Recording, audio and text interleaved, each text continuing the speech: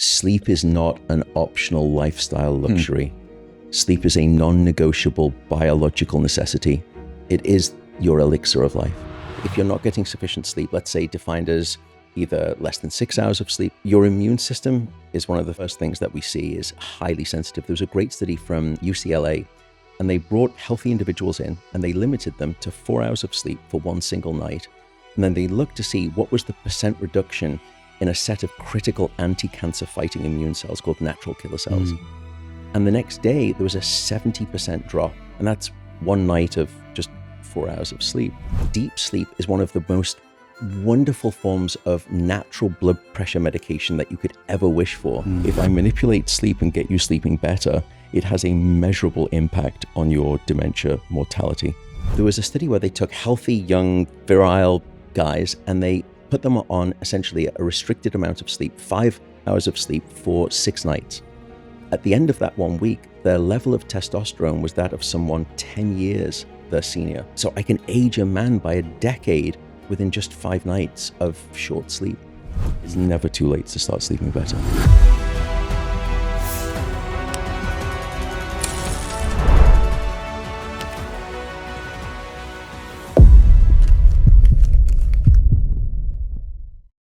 My guest today is one of the most influential sleep scientists in the world. I don't think this guy needs much of an introduction. He's a professor of neuroscience and psychology, founder of the Center for Human Sleep Science, and the author of the international bestseller, Why We Sleep. I loved filming this episode and I hope you enjoy it. Without further ado, please welcome Dr. Matthew Walker. Hey, Matt. Chris, hello. So good to see you, as per. Hey, we are both British. It's a good start. Unfortunately, Yeah. for the people listening. And knowing the UK, how I do 30 years ago, sleep wasn't a sexy, trendy topic. In fact, people just weren't talking about it, right? Yeah. And so, now it feels like this huge phenomenon. Certainly wasn't a topic that we were talking about, 20 plus years ago when we were not with any degree of granularity when we were trying to optimize athletic performance. Like we knew it was important, but not really how to optimize for it. This is a long-winded way of asking, how and why did you end up studying the, at then, unsexy topic of sleep? Mostly because I'm a desperately unsexy man. But I would say all of us in the sleep field, for the most part, were all accidental sleep scientists. No one, when you're 5 years old in the classroom and they say, what would you like to be when you grow up? No one's shooting their hand up and saying, I would desperately love to be a sleep scientist, And so I did medicine back in the UK, then went into a PhD, and I was studying people with dementia, very early stage dementia. And I was using brainwave recordings with EEG slapped on the scalp to see if I could differentially diagnose what type of dementia they had very early on in the course of the disease. And I was failing. I was getting absolutely no good results whatsoever. So one weekend, I was reading sort of stack of journals, this igloo of journals around me.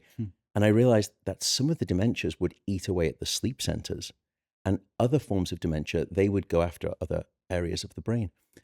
So I started to think, well, I'm measuring my patients at the wrong time, which is when they're awake. I should be measuring them when they're asleep. Got a grant, built a sleep lab, figured out how to do that. And the results were unbelievable, just night and day difference. And then I started to ask, well, I wonder if their sleep problems are not just a symptom of the dementia. I wonder if it's an underlying cause of the dementia. At that point, started to read everything I could about sleep, and I fell in love with the topic of sleep. And it came out of the blue. I think it's the most beguiling topic in all of science, although I understand I'm biased. Sure.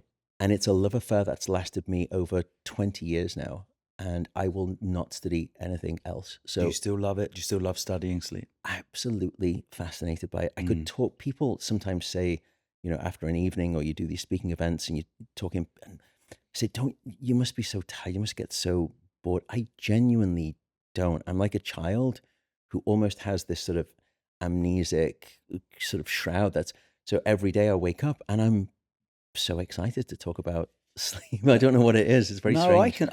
I can completely see what it is. One, I think you're just so passionate and just incredibly good at turning something that is insanely complex but disguised as something simple into something that people can understand. Like you do so good at translating it. Well, I had the thank you. privilege of introducing you at a talk recently, and I just saw every single person in that room right on the edge of their seats, and they wanted to all come and talk to you afterwards and question you. And I was glad you were there, because you're so good at answering questions that I think these are things that we all struggle with, like the optimizing for something that we all do, but we all struggle with. I think you and I have discussed this in the past, that you can get away with not eating well for a week, Yeah. or not training for a week.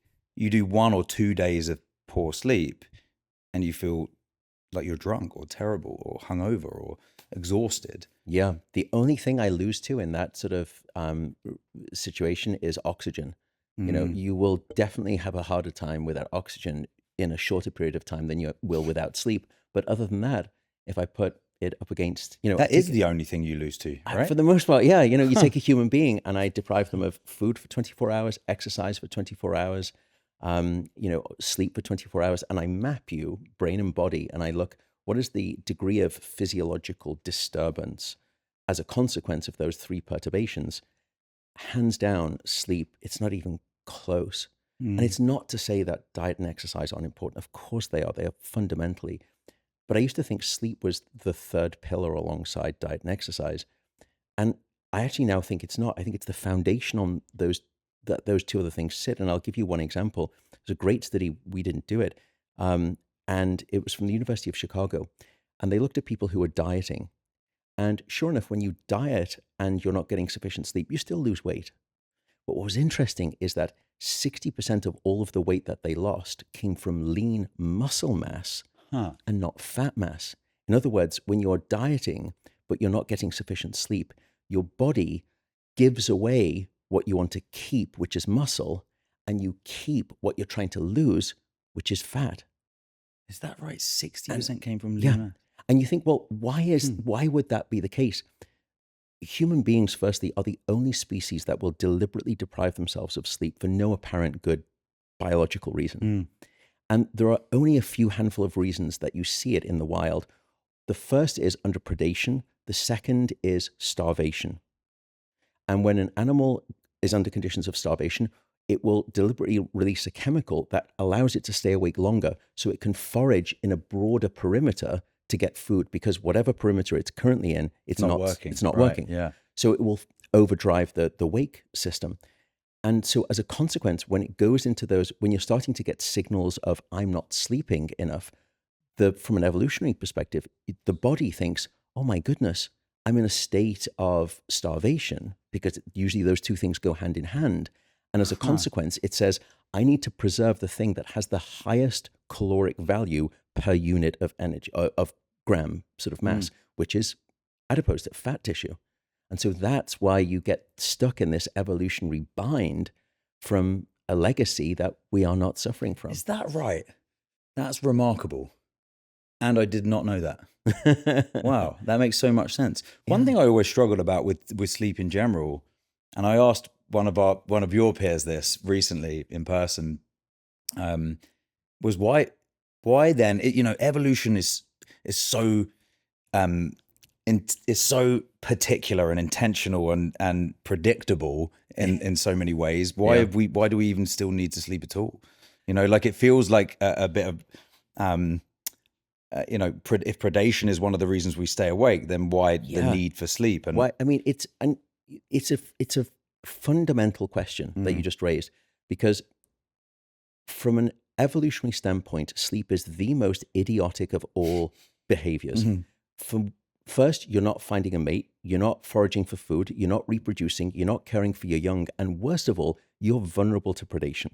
On any one of those 5 grounds, and especially all of them as a collective, sleep should have been strongly selected against in the course of evolution. Yeah. The fact that in every single species that we've studied to date, sleep seems to be present, or something very much like it, means, number one, sleep evolved with life itself on this planet.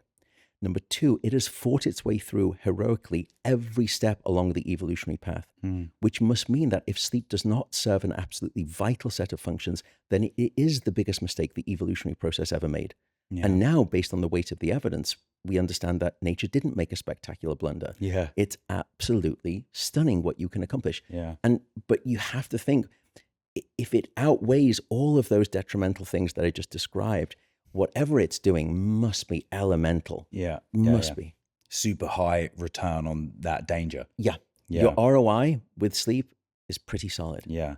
Let's talk about like why it's become such a phenomenon and like how that research has evolved, because as you say, it is fundamental and elemental part of human biology.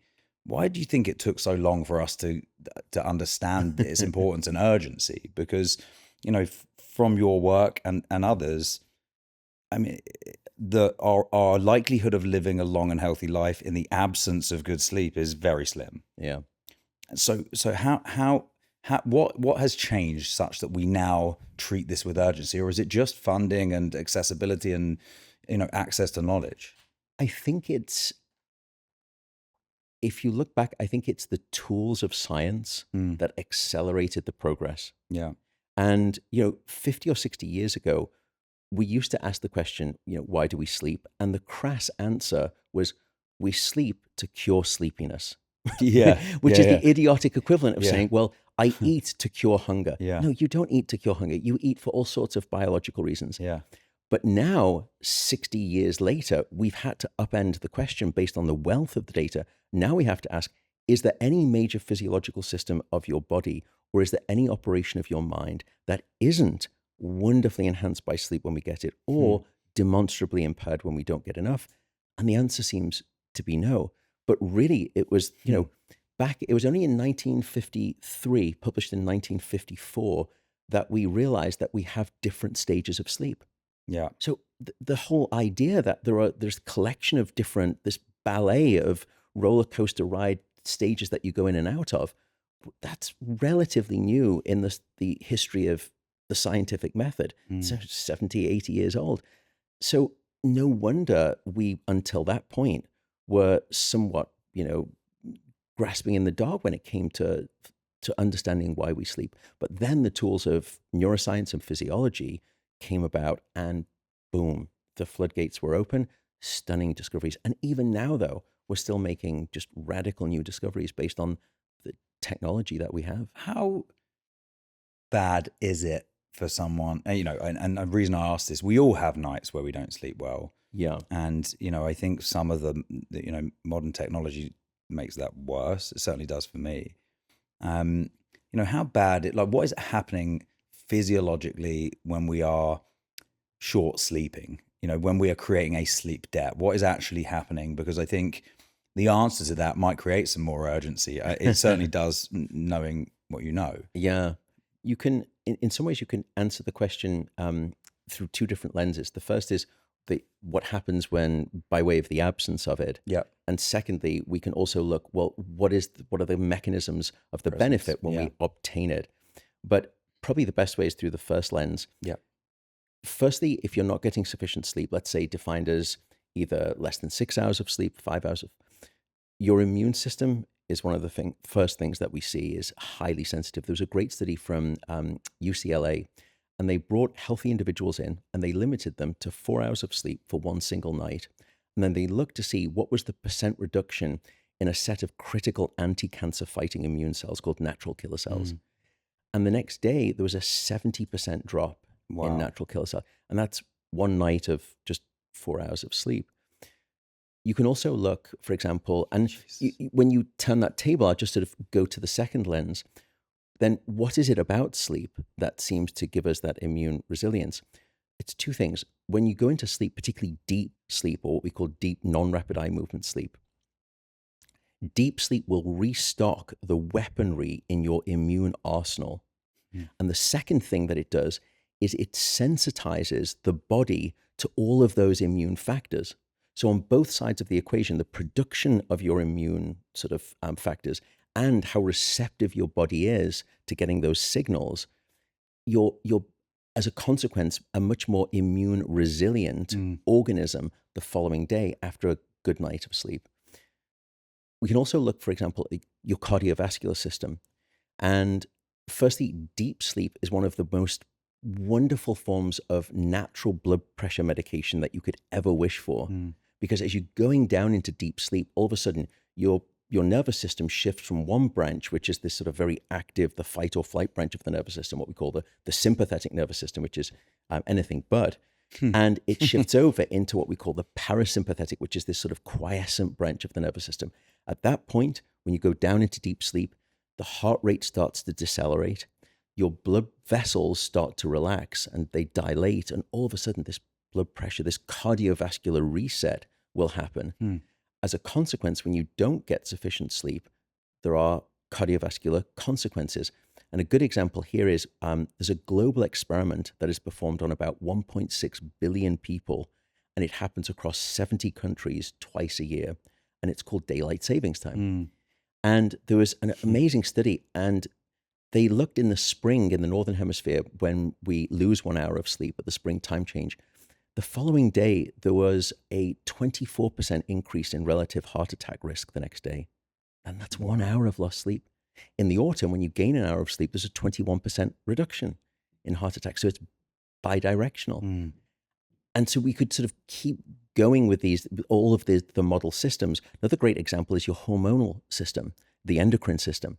And there was a study where they took healthy, young, virile guys, and they put them on essentially a restricted amount of sleep, 5 hours of sleep for 6 nights. At the end of that 1 week, their level of testosterone was that of someone 10 years their senior. Wow. So I can age a man by a decade within just 5 nights of short sleep. And so, That's and I'm sure we'll insane. talk about the brain as well, but Yeah. these are just some of the ways in which your system is so dependent on sleep. And that's why we use words like elemental and fundamental. But sleep is a strange bird relative to diet and exercise in the sense of how we virtue signal. And what I mean by this is I think a lot of people are happy to tell you, well, I've been getting to the gym 5 times a week for the past 3 months now. And well, congratulations, I'm really pleased for you. Or I've been eating super clean for the past month. It's very different when people say, oh, I've been sleeping 8.5, 9 hours almost no one does that. And why it's because we've got this terrible stigma that we associate sufficient sleep, and I choose my word very carefully, sufficient sleep, with laziness. And I think I've thought a lot about this.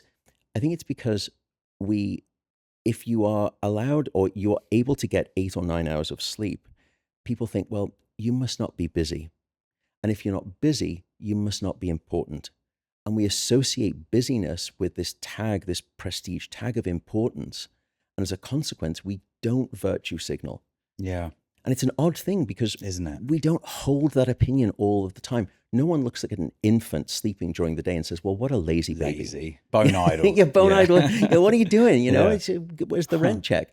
But we know that at that moment in life, sleep is absolutely elemental. It's required. But if you look at the data now, even somewhere between infancy and childhood, not only do we abandon the notion that sleep should be embraced and celebrated, we chastise people and we call you a sloth. And so there's something about the mindset that I think it was part of the reason that I ended up wanting to write a book, because I could see so much disease and sickness and suffering happening by way of insufficient sleep. And I wanted to try to help re-educate people and say, it's a right. It's your human right to be able to get sufficient sleep and not feel as though you are, doing yourself a disservice and everyone else around you because you're lazy. So Isn't it crazy? I mean, do you think that's changing though a little now with the it wearables is. and one of my team members this morning, the very first thing she said to me when I got in was my sleep score was 86. Yeah. And I was like, I'm really, really happy for you. So I do feel like it's getting better. I do. I think Still there is not on that same level as, like work hard, play hard. right. we certainly virtue signal for training, and and even like these are sort of diet philosophy, religions, like everyone has their own sort of nutrition plan that they will defend until passionately and vocally and publicly. But I think that the tide is starting to change. I'm not entirely sure why that's happening, but I think it's particularly in younger generations. I think there is this idea wherein people in the sort of maybe 30s, 40s, 50s, in some sectors of the professional world, it's almost competitive undersleeping. For sure. Get this kind of like it's almost like a sleep machismo attitude. Yeah, for sure. And people are very vocal to wear their badge of sleep deprivation as if it's honor based on their arm, and they're happy to tell you about it. And I think that's starting to change. We're even seeing it starting to bleed out. There's now a sleep tourism industry that's happening where people are literally just booking themselves into a hotel, not to go and see a country, not for business, simply to say, I'm going to gift myself the privilege of getting a decent night of sleep. I know some parents like that, who are like, just get one me, night. Oh, they would think that to me, if you could just give me a Friday and Saturday where I was just clean sheets, no crankkids, and I just get to sleep, that would be heaven. I don't need to go and see the wonders of the world. Just give me a bed. Yeah. It's strange that we've got to that point in society, but I do think, to your point, I think the tide is changing just a little bit. Has sleep duration, how has that trended over the last like 3, 4, 5 decades? Like, do we get less sleep now than we used to? If you look at it on a wider timescale across, and the sort of earliest decent data that we have is probably around 1920 is when we started to be able to get some good data. And it has just consistently declined over time. In fact, there was a study, a great thesis from a graduate student actually from Australia, and she gathered together all of this data on children from age 6 through until 18.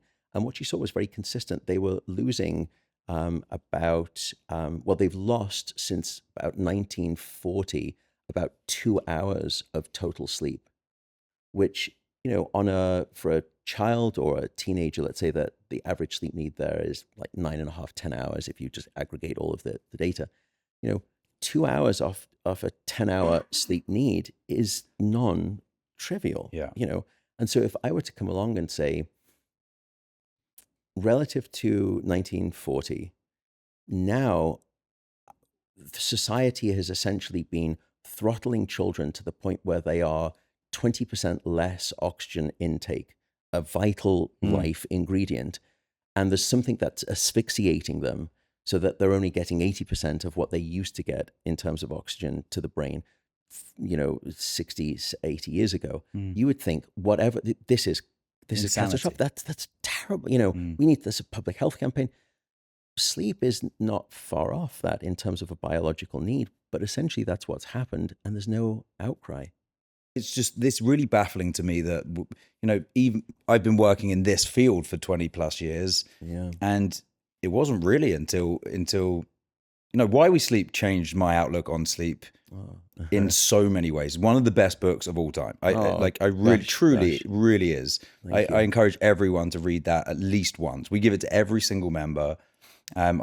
We give it away all the time because I think you're so right when you say that there is this like machismo about like cutting that, or like, I'll sleep when I'm dead, or like, I'll skid into the grave. And you're like, yeah, you will a lot quicker if you don't do this thing. Yeah. But the reason I think it's even more important than that lack of urgency for it is that even the people that are trying to do it, that do approach it with urgency, struggle at times. Yeah. Right. Myself included. Right. Yep. I think, now we have this screen in our pocket that anyone can contact us on at any point, and we're busying ourselves with all kinds of different threats to our attention.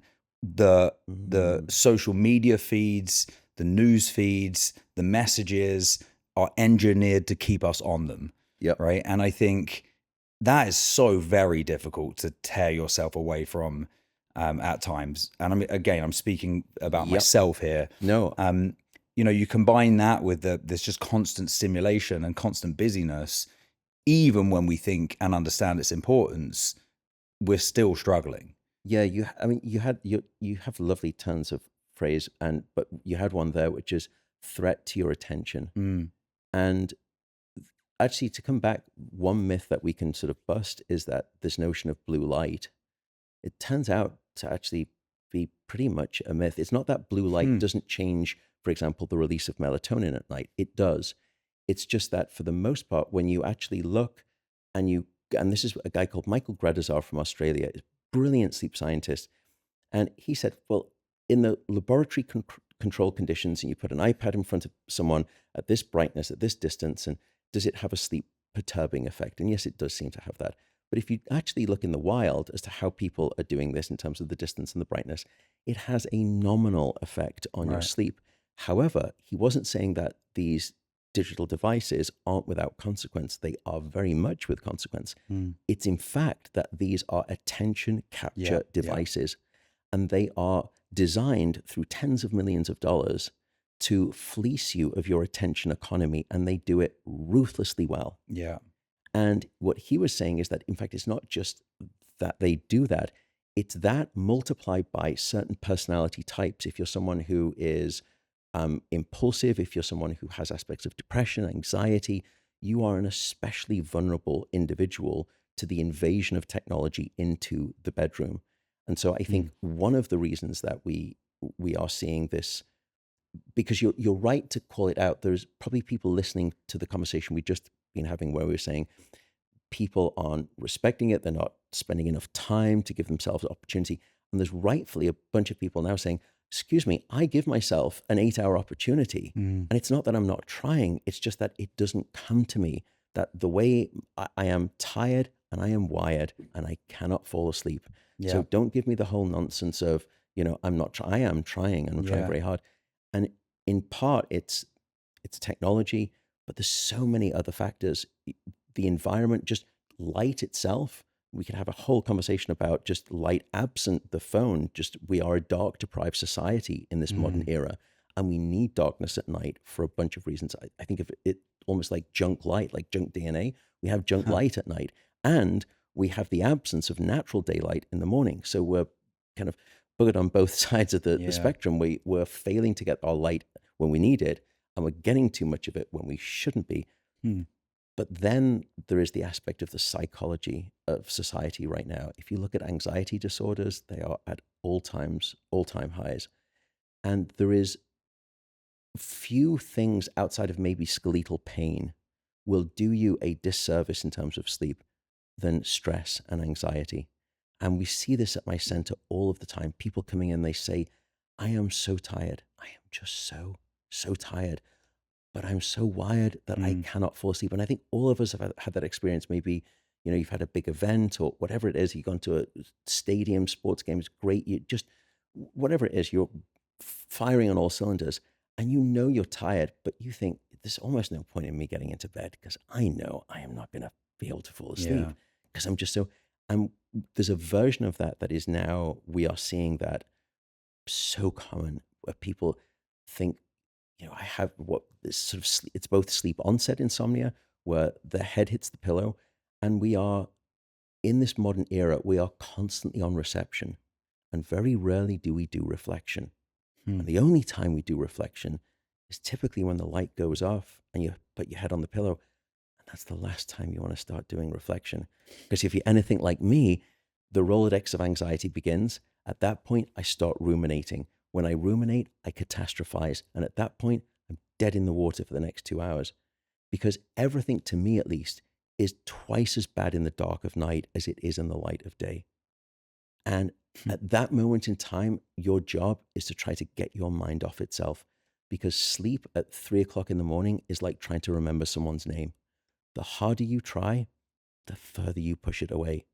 And the moment you stop trying, that's usually when the alarm goes off in the morning and you realize, I stopped trying so hard. Yeah. Okay. So let's talk about then, how do we get ourselves into that position where we don't lie in bed and ruminate? or we don't feel anxious, or we don't feel like we're tearing ourselves away from a screen, or we do go to a big event and we can go through this wind down process. And I think maybe a good place to start would be from the morning, right? Yeah. And like, so Smart man. walk us through a full day, walk us through a gold standard full day. And Yeah. then we'll talk about how there could be pitfalls throughout it. Yeah, it's a great question. The first thing is that you're waking up at a time that you've been waking up and waking up and waking up for day after day after day, which is the first point, regularity. Regularity is king when it comes to sleep. And I would say if there is one piece of advice that people take from this podcast, there's only one thing you can do to try to get your sleep. Now, this is not, I'm suffering from a sleep disorder. That's a different, you know, what I'm going to try and do is, it's like a sports coach. I'm going to try to optimize you to get you to your best performance. But if you've got a broken ankle, none of my advice is going to help. We need to get you to a doctor. So let's take care of that. It's separate. Yeah. But the first thing is regularity. Now, I won't just give you rules. People don't respond to rules. They respond to the reasons, not the rules. So I'll try and explain the reasons behind all of these things. But regularity is critical. Why? You have a 24-hour clock inside of your brain, and it expects signals of regularity and thrives best under conditions of regularity. It's called your circadian clock, your circadian rhythm. And when you feed it a consistent wake-up time, and then the next thing that's going to come, which is daylight, it anchors your circadian rhythm. And when you anchor your circadian rhythm, it improves both the quantity and the quality of your sleep. So the first thing is, golden rule number one, I'm waking up at the same time, no matter whether it's the weekday or the weekend, to a degree. What is there any wiggle room, margin of error there? Simpatico. Somewhere around about 20 to 30 minutes, plus or minus. Okay. So you've got kind of like an hour, but I would say if you could really get it down to 20 minutes, plus or minus, that's where we see. There's a great study from what's called a data set called the UK Biobank data set. It's a remarkable data set. And they looked at over 60,000 individuals, and they were looking at all-cause mortality, cancer mortality, cardiovascular mortality, and they were tracking these individuals over time, and they were able to measure both the consistency with which they were going to bed and also the amount of sleep that they were getting. So they split the group up into quartiles. And what they found is that those who were most regular in the top quartile, plus or minus 20 minutes, versus least regular, who were swinging all over the place, there was about a 50% difference in all-cause mortality. 50. Wow. There's about a 40% in cardiovascular mortality, about a 35% in cancer mortality. But what was great about that study was then they said, well, I've got my measure of regularity, and I've also got my measure of quantity in the same individual. So why don't we do this? Let's put regularity and quantity in the same statistical bucket and do a Coke Pepsi challenge and see which one wins out in predicting all-cause mortality. All of us in the sleep field, we thought it's absolutely going to be quantity. Sure. We were wrong. Regularity beat out quantity in predicting all-cause mortality. Which is not to say that you can sleep 4 hours highly consistently and you'll be just fine. Of course, you need both. So midnight to 4 a.m. every day, we're good as gold. Yeah. And so the first thing is regularity. Next, if you can, try not to look at your phone for even just the first 5 minutes. First 5? I can do that? And start there. Okay. It's like saying, okay, we need you to floss. Well, right now, just for the next week, I just want you to floss your front 2 teeth. And then that's it. Let's just crawl, walk, run. And the reason is because if you've ever had to get up for an early morning flight, that is absolutely critical. You know for a fact that, firstly, the night before is going to be shallow sleep. And there's a strange thing where you almost wake up, your alarm's set for 5 and you wake up at 4:58. And you've just been on this high alert. And it's what we call anticipatory anxiety.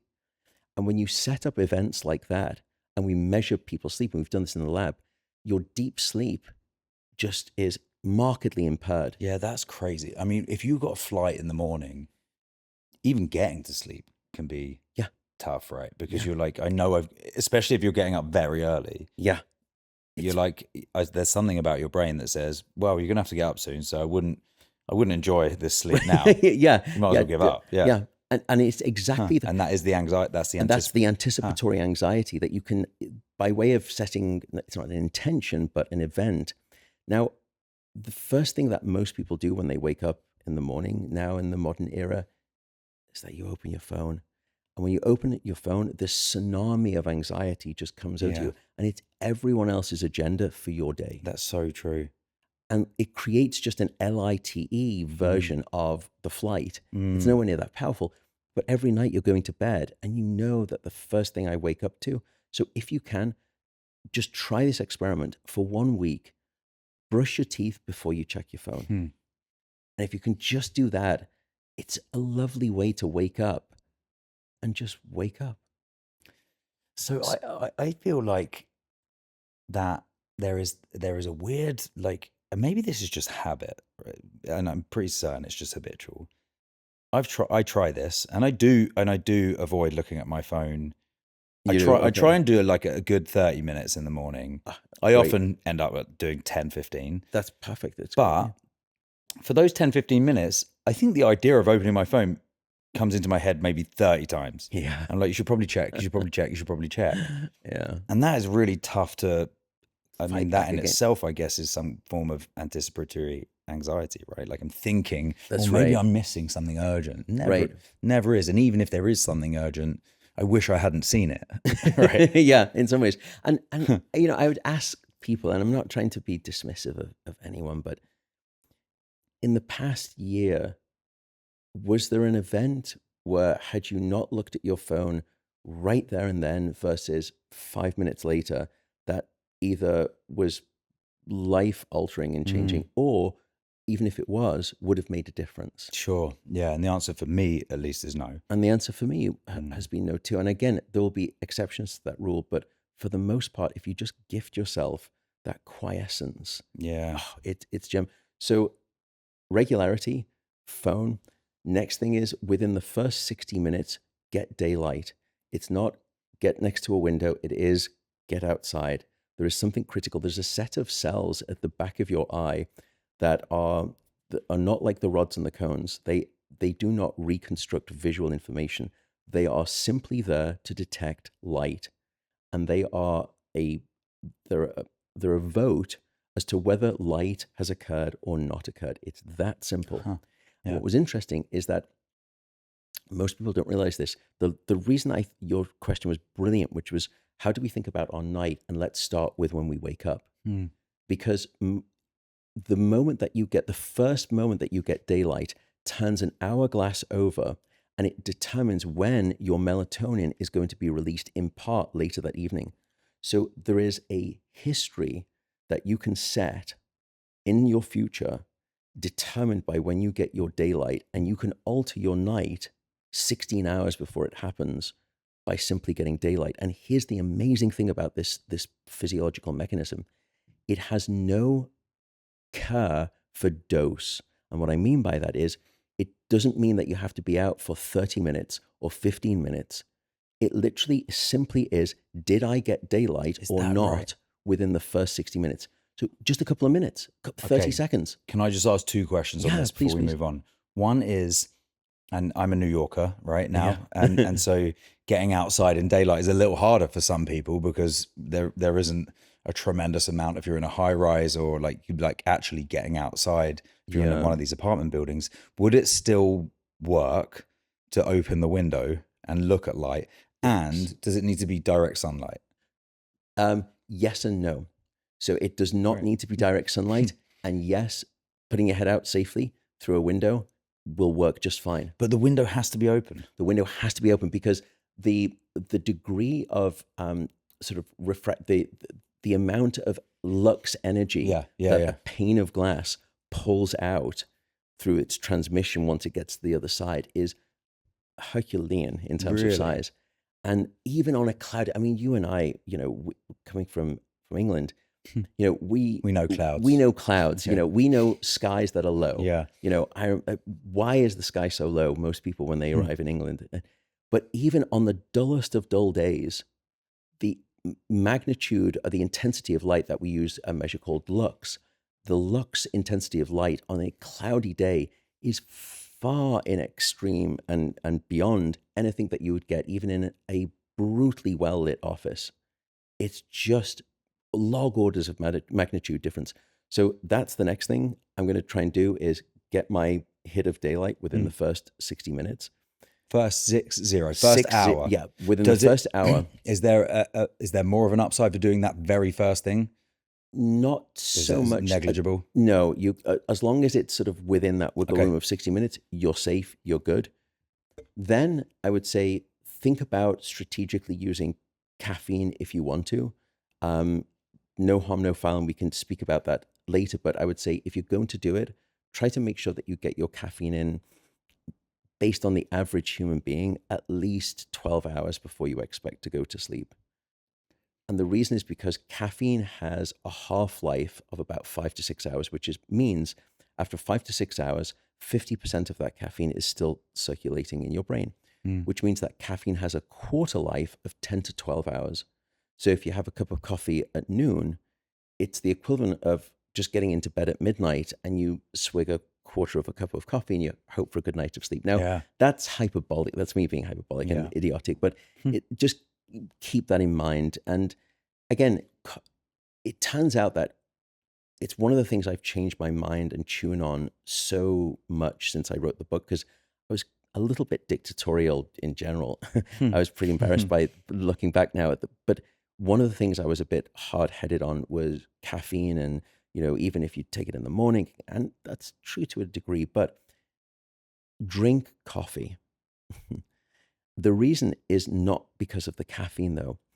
If you look at the health associations with drinking coffee, they are monumental. Yeah. In fact, if you stack them up side by side with the health benefits from sleep, it's a remarkable match. And people would say to me, how do you square that circle, Matt? Because you're telling me that caffeine is bad for sleep. The coffee bean contains a whopping dose of antioxidants. And because we're so deficient in our antioxidant consumption in Western diets, the coffee bean has been asked to carry this huge weight of all of our antioxidant needs. And therefore, no wonder it carries this massive health signal in the literature. It's just the dose and the timing make the poison. And once you get past about 3 cups of coffee, the health benefits actually start to go down and back. Would there be ways in which we could up that volume of antioxidants without, other foods, other sources? I'm sure there are that where we don't have to have that trade-off. Yeah, absolutely. I mean, if you just look at, colorful berries foods and just wonderful. And so I would say that's the next thing. Wait, strategic. Sorry. Yeah, before please. we move on from caffeine, I've heard on various other podcasts, in fact, that you should delay the consumption of caffeine for an amount of time after you wake up. Is there any science to that? Any truth to that? Yeah, there is some truth to that because my window of caffeine drinking is getting narrow now. And it's okay. Because now I'm pushing you later and I'm also dragging you earlier. And so I'm sort of like squeezing it like vice grips in the middle of the morning.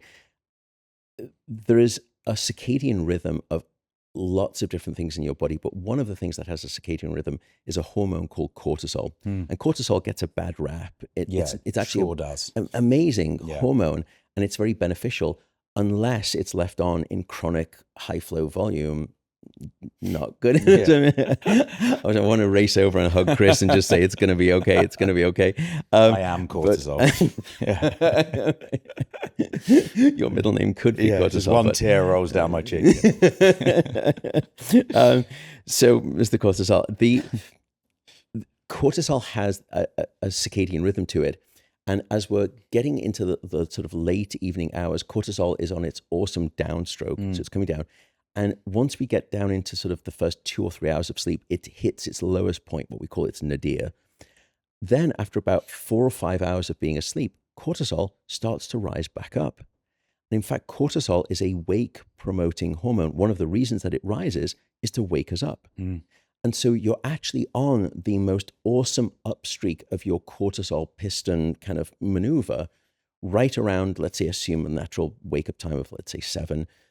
The first sort of 8, 9, 10, your cortisol is still rising. So you actually have quite a natural, what we call endogenous, meaning from within you, sort of wake promoting chemical, such that if you just left the caffeine, now you're going to have to go through a caffeine detox if you've been drinking caffeine for a long time. But if you get through that, and after about 2 weeks of detoxing, you probably will find that naturally you will have this sense of being woken up without any caffeine. Why? Yeah.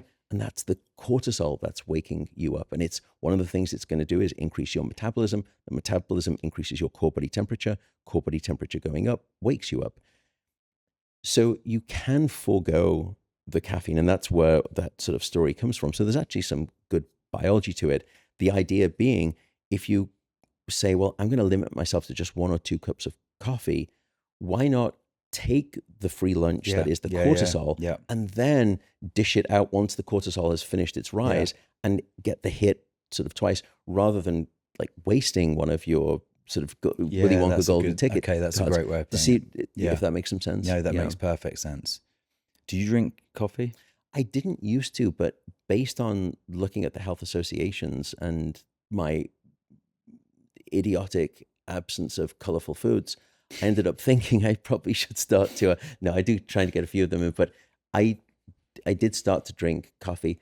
I wouldn't say it's something that is my thing, but and by the way, decaffeinated coffee has almost the same health benefits as caffeinated coffee. Again, why? It's because it's not the caffeine. So if anything, I'll actually sometimes switch over to just drinking. I'll have 1 caffeinated coffee, especially if I'm going to work out in the morning. And then I'll usually just go on to decaf if I'm going to go. Word for warning, though, for the audience, there's still caffeine in decaf. There is. Just a lot less. Decaf does not mean no caffeine. Yeah. Because people will be nailing decaf like 9, 10 at night. Yep. Yeah. Yeah. And it's, sometimes it can be as much as, 8, 9%, 10%. Yeah. And so if you stack a couple of those together in the evening. Yeah, you're pretty turbo going to bed. Okay. So we're up. We've got our light exposure. We've had our caffeine. What's next? Depending on what we call your chronotype, which I'll explain in a second, you Glad may you want to mentioned engage in exercise. Yeah.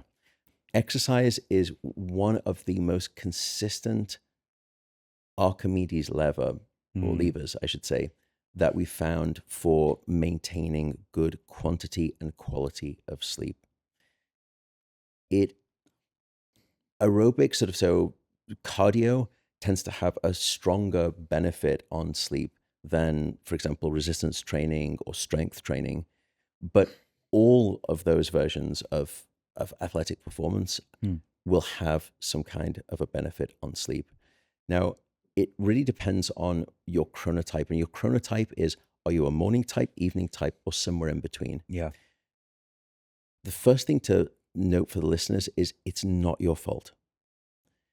And what I mean is, if you're a night owl, you don't get to decide.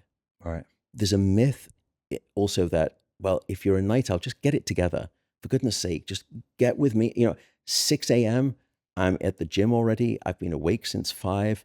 Well, that's great because you're a morning type. But there are 351 genes that dictate your morningness or your eveningness. And it's gifted to you at birth, it's hardwired, and it's fiendishly difficult to change. Isn't it funny there's some stigma around that as well? Yeah. And people, maybe the early bird catches the worm, but I would say the second mouse gets the cheese. I love that, Matt. But putting that aside, I would say though, amazing. it's a little bit like saying, well, right now we're really into people with brown eyes, and you've got blue eyes, Matt. So can you not just get it together? Yeah. I'm so sorry. This is how I was born.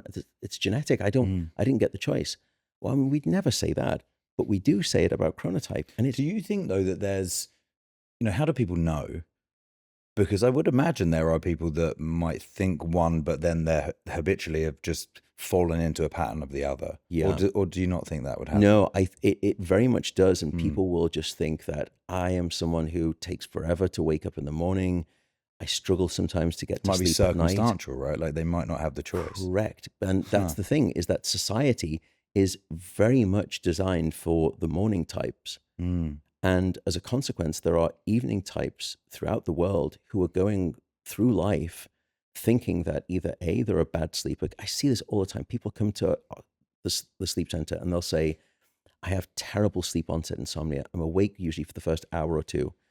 And to your question, we'll do a chronotype test with them. Now, you can do it with your genetics, or you can just go onto Google and you can type in MEQ test, MEQ, and it stands for Morningness, Eveningness Questionnaire. It takes about 5 minutes, and it will walk you through a set of questions, and it gets about 80% of the way there to being consistent with your genetic test. We'll add that to the show notes. Pretty good, yeah. And it's easy to do.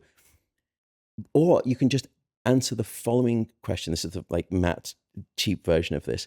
If you are on a desert island, no one to wake up for, no responsibilities, what time do you think your body would naturally like to wake up and go to bed? And the reason I say your body is because we are still so psychologically primed for this bias of I need to be a morning type. And usually you'll probably get quite close to that. And the reason I'm saying this is because it comes back to when is the best time for you to exercise. So for a morning type, if you look at world records throughout the Olympics and you plot them on distribution of the clock face, world records are not evenly distributed on the 24-hour clock face. It's right around sort of like the early afternoon period, which on average, if you kind of sum everyone together, that's the time when you get your peak core body temperature. And that's when we were optimal. Now, if you're a morning type, your peak core body temperature is actually going to be in the early sort of mid-morning phase. For a night owl, that's going to be much later into the afternoon, maybe even in the early evening. And if you're a neutral, it's going to be right in that sort of middle day. So, and I'm talking about the ideal world here, and drum roll, none of us live in the ideal world. So please don't think that, oh, he's talking about this utopian way and I've got it. I know, I understand that life is there in the way, but if you can, typically you will know that if I have my druthers, I'd probably prefer to work out at X. So there's like almost every child in the world is having to fall into the former, into the early bird, because of the school times. And most employees of regular 9 to 5s, they're all regimented into this. And you have to think, where did it come from? If you look back, it actually comes from the industrial era where we had factory work. And at that point, the populace, from a professional standpoint, you all had to be at the factory at a certain time point. That's why the original alarm clock was the factory whistle. Because it was the first time in humanity where we had to have en masse employees begin at a certain moment in time. And so those hunter-gatherers were just having lions. They were. Well, what's great is that I read this, by the way. Can you maybe explain why we have this, why we are early birds or night owls in the first place? Why we've evolved that? Because I think this is amazing. Why aren't we as a species all synchronized to the same moment of being peak physically active and peak sort of quiescent? Why aren't we all sort of in harmony with the time that we all go to bed? We all like to go to bed at 11 and we all like to wake up at 7. Be really handy. Why wouldn't it just, you know? And there would be marriages that would be saved by that type of stuff. And the reason that we believe this is because it comes back to the start of our conversation. When you sleep, you are, if let's say it's an 8-hour period of time, you're vulnerable for 8 hours. But if I were to insert some genetic variability into the equation, when we study hunter-gatherer tribes, they typically don't sleep like we do, which is solo or just a couple. You typically sleep as a collective, as a group. That's important because when you spread some genetic variability on your sleep-wake preference on the 24-hour clock face, all of a sudden an interesting mathematical equation appears, which is that if I have extreme morning types, neutrals, evening types, extreme evening types, there is going to be some individuals in the tribe who are going to bed at, let's say, 9 o'clock at night, and they'll be waking up at 5. And there's going to be other people who are going to be going to bed at 2 a.m. and waking up at 11. So now, as a collective, you only are vulnerable as a nucleus for maybe just 2 or 3 hours. So you have halved, if not reduced by 60, 70%, your survival equation simply by spreading some genetic variability into always the someone on the chronotype lookout. intensity. There's always a sentinel there watching, almost always. Yeah. And so as a result, that's why we think it was a stroke of genius. Do you think that window has narrowed over time, given that we don't need to, or has biology not caught up yet? If you look, there's the same distribution. When we study hunter-gatherer tribes and you look at the distribution of the chronotype variability, almost identical. It's a bit annoying how slow the evolution of biology Wouldn't it be is. nice if bloody, can you not just, like I got to get up for school, biology, come on. Get with the program. But that feels like something that is remarkably valuable to corporations, like having this wider spread of start-finish times. I mean, most of them don't even have start-finish times now, but no, they which don't. I think is the right move. Utilize that, or you can think, well, if I enforce my employees to all be here by 8 o'clock in the morning, the night owls, based on what happens, which is when they wake up at, let's say, 6:30 because they have to, because everyone's going to get into work at 8. Their brain is not going to be coming online. Their frontal lobe in particular is not going to be coming online to its peak optimal function until about 10 or 11 in the morning, probably much later. So you can have this, some ways, thick-headed mentality of everyone needs to be regimented here at 8 o'clock in the morning. And you're paying people for doing largely poorly efficient execution of their jobs. So why not have a little bit more freedom? And that is definitely happening more so now.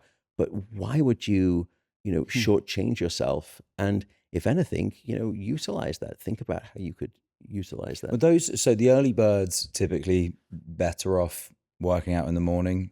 Yeah, you will find that if you train them across the day and you ask them to do, whether it's time to physical exhaustion, peak muscle contraction, peak jump height, reaction time, sprint times, you can benchmark them, and there will be a distribution of personal bests that will fit beautifully with your chronotype. You an early bird? I'm a neutral. Just like the rest of me, I am desperately pedestrian, remarkably vanilla, and deeply boring. I'm just medium everything. Yeah. I place myself underneath the pedestal. Yeah, nice. I've never been able to get it on top of the Brits. pedestal.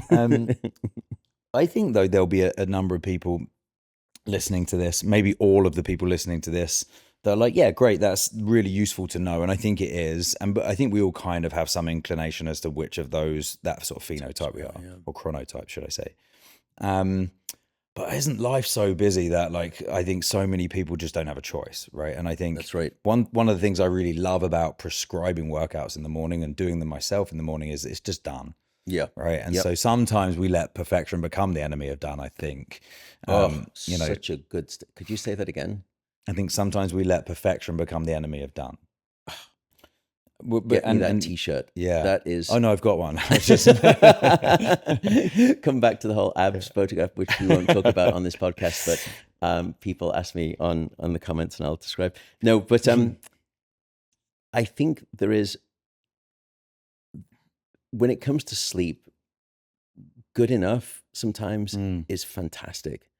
And I was the biggest culprit and perpetrator of, I think, creating maybe almost too much of a perfectionistic mentality around sleep.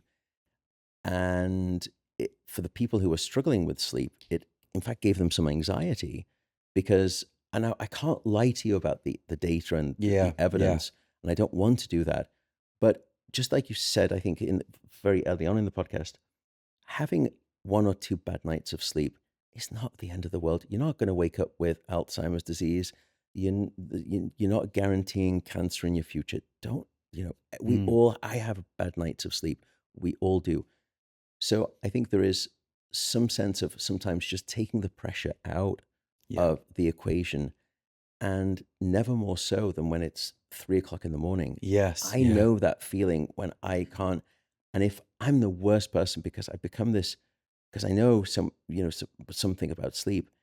And I'm thinking, okay, great. My dorsolateral prefrontal cortex is not shutting down. I've got far too much histamine.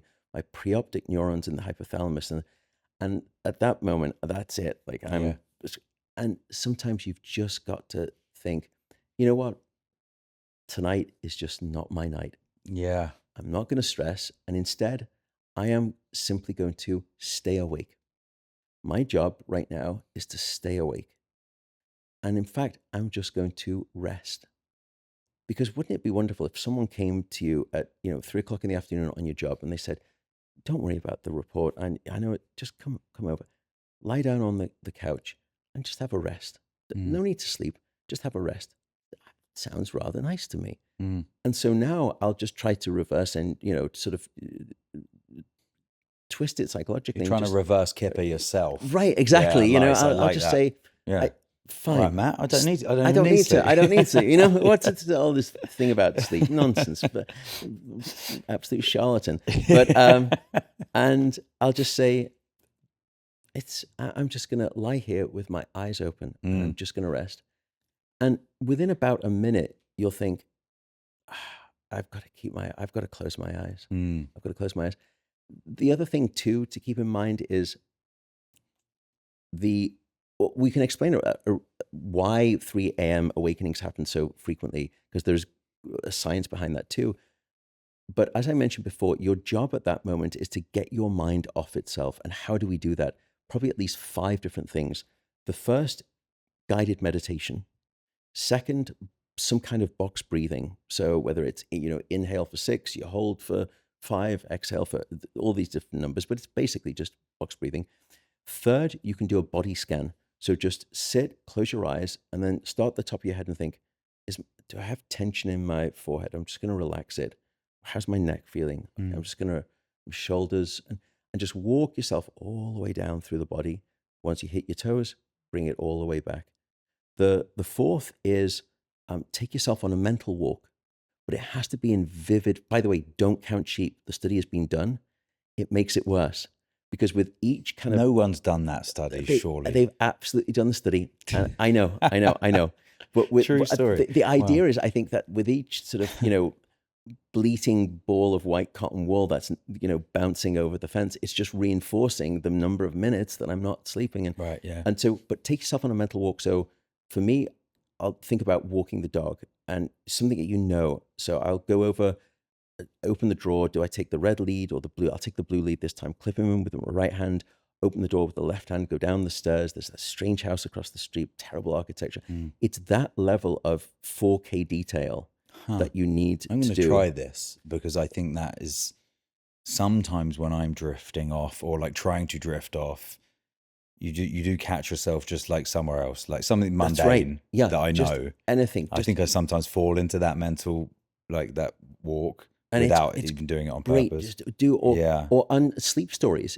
Calm, the meditation company. Yes, yeah. They were looking at their usage statistics, and they were trying to get people to meditate in the morning, and they would see people meditating. But then what they found was that in the evening, there would be this huge spike. And what they realized, cleverly, is that people are self-medicating their insomnia by using meditation. And then they realized, in another stroke of genius, what do we do with kids? We read kids stories at bedtime. It helps them fall asleep. Yes, that's true. Hang on a second. Adults are just big kids. Doesn't it work with them? Lo and behold, now you've got Matthew McConaughey, you've got Harry Styles reading you sleep. Tom Hardy, and then sometimes a odd British scientist with a bad accent and a terrible voice. They'll also do that. But all of those 5 things, whether it's meditation, box breathing, body scan, mental walk, sleep stories, the thing they all have in common is that they're trying to get your mind off itself. And that is your job at that time of night. That's the common thread for all of them. Yeah. I think it would be really useful. I'm going to add these to the show notes as well. Okay, these options. Because I think the box breathing thing is a really good strategy, not just for sleep. I think just for like calming your central nervous system throughout the day. Yeah. So we should add them. But Matt, we did jump from, we were middle of the day working out. Is there anything we've just set a world record, okay? Because our core body temperature's peak. Yeah. Can we talk about the I love the modesty of Chris. Can we talk about the wind down? Because and again, selfishly, I think this is where I get it wrong.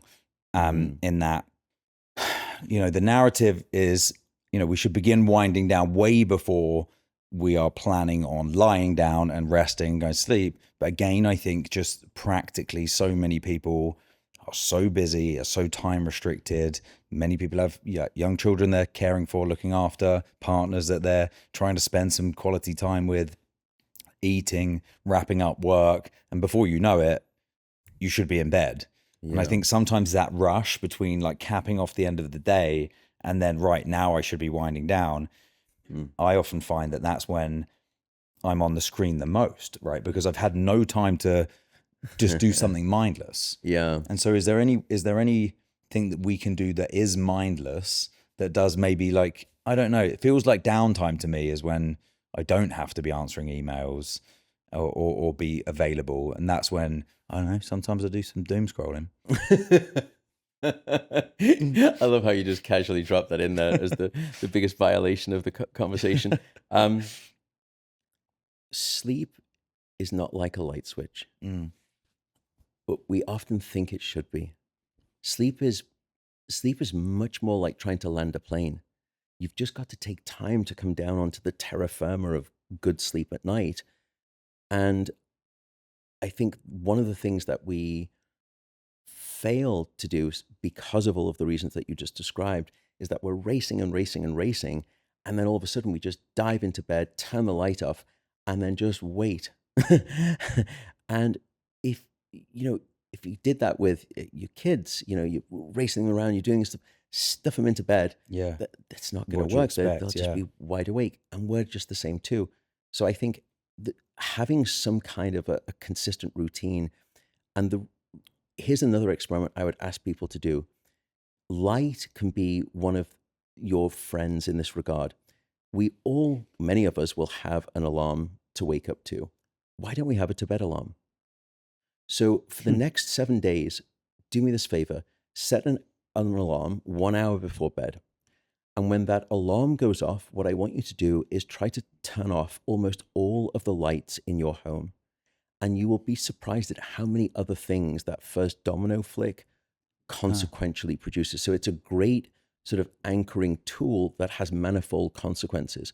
Wow, because all of a sudden you're signaling, it's incredibly soporific. You'd be surprised at how sleepy it makes you feel. In part, that's because it's allowing the release of melatonin. Melatonin is a hormone. It's a bioactive hormone.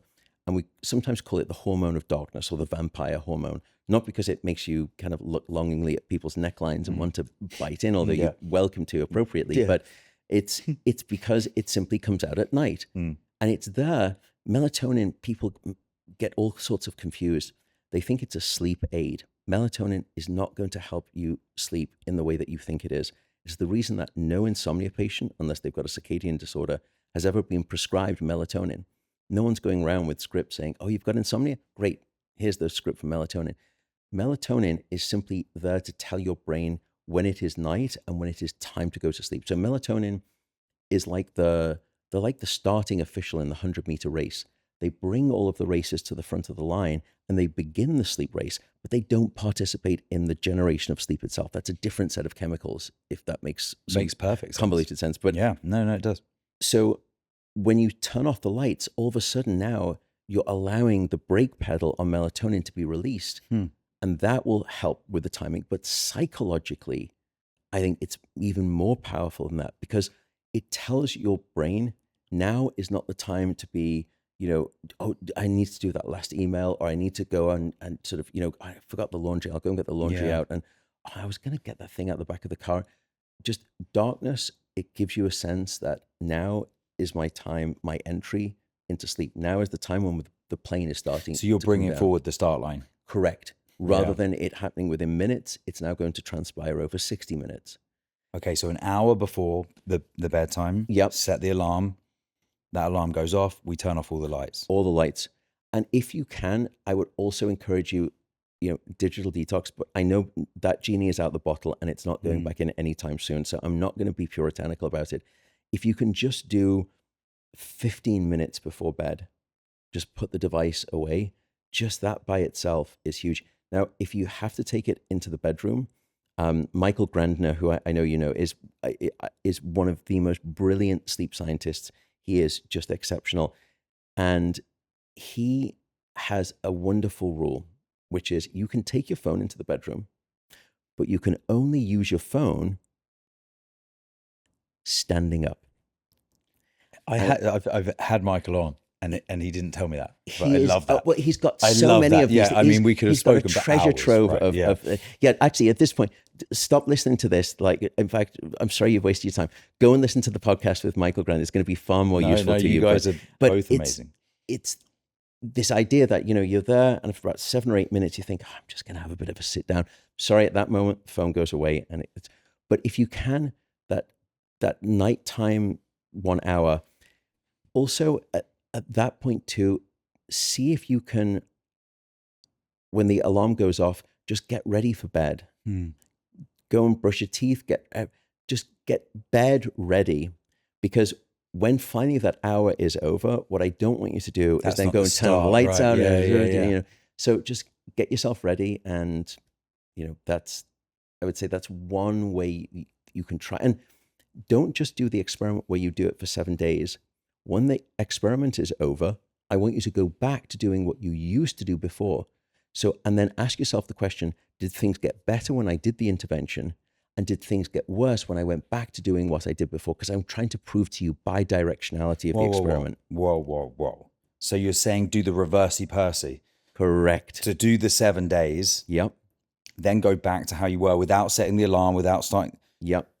And just ask yourself, and if you truly for can like tell 1 or me, 2 days. And if You'll you know say straight it away, made right? no difference at all, I didn't fall asleep any easier, nothing, then that one of those two British guys, he's just full of it, and I'm not going to listen to him ever again. No, I would wager that works 100% of the time. It's somewhat effective. Do you ever take your phone to bed? It's a very intimate question. Phone, I said. What do you? But we're at that level now. So I will take my phone into my room, but usually what I'll do is I'll plug it in and I'll leave it on the other side of the room. In part, just because there's something about this, like the psychological. So I have, my favorites on my phone, and I just know that they have access. Then they can break through the night, and if they need me, then I'm there. Yeah. But for the most part, phone goes away, and that's a good strategy, just to keep it out of reach, because that does give you that sense. Gives you exactly, yeah. And I know that there are people who have lives where there are others who depend on them, and you have to be the critical lifeline to call. So do that, but with some degree of a buffer in between. What's your take on white noise or brown noise, like any kind of ambient noise? Because I seem to do quite well with rain sounds. I'm actually experimenting with an app right now.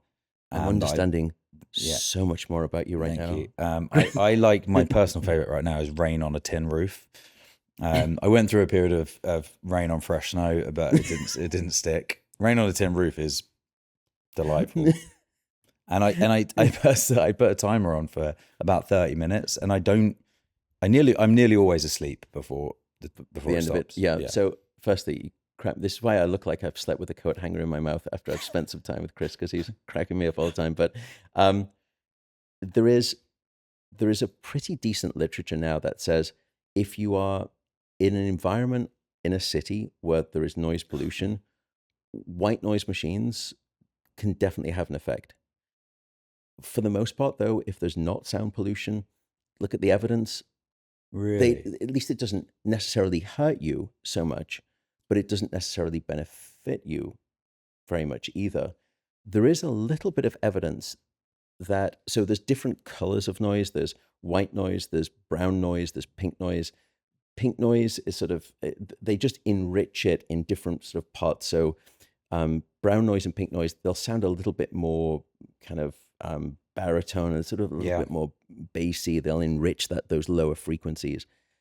There was a study, though, that looked at pink noise, and what they found is that it actually did a little bit of a disruption to REM sleep for whatever reason. But I would say that worry less about the sort of color of the noise, worry about its distance. Because there are, especially for kids, it's not to say that sound machines aren't helpful. They definitely can be. But check the decibel level. You can download decibel meters for free on your phone, and then just check the guidelines for what the safety standards are for decibel readings, and make sure that the distance that you place it next to your child is far enough that it's not exceeding that. Because Is that, do you know of any evidence that is robust about EMFs and like having the phones? it's pretty Like, controversial, and yeah. there is, if you look at the data, it's scant and Same. it's highly inconclusive. So, you know, What's your intuition there? my intuition is that it's probably a very small effect. Yeah. Um, For people listening, that's electromagnetic frequencies, right? That's right. And so I think like the all of the EMF, electrical yeah, gubbins and gadgets, and Now, you and I both know absence of evidence is not evidence of absence. And so just because I don't have the evidence right now doesn't mean that it couldn't pop up and be Sure. actually quite Yeah. significantly disrupting your sleep. So I entertain an open mind to say I can't go either side of it right now. But for those noise machines, I would say if you feel as though they're working, that's great. Earplugs, also fantastic. Eye mask. You're essentially trying to create or mimic the conditions that you would in nature, Yeah. which in fact isn't necessarily silence. Because if you look at hunter-gatherer tribes, they are listening to wind in, the sort of the savanna grasses. There's other people surrounding them and making noise. Night owls. And night owls Night are owls going are to be still up and awake. about, So we often try to engineer an environment that is completely silent. But if you look at how we evolved when it comes to sleep, there was some degree of noise. It just wasn't the honking of the horns and the trash. Man, I've got I could honestly talk to you for hours about this, and there's so many big pillars that I want to still talk about, but I'm going to let you pick out of them because I think otherwise we'd be here for the pushing on through till rest of the dawn, day. which would be, one thing I think that is of particular, certainly becoming more of interest to the aging population now that we're doing a great job of surviving some of the things that used to kill us, like heart disease and cancers and, infectious diseases.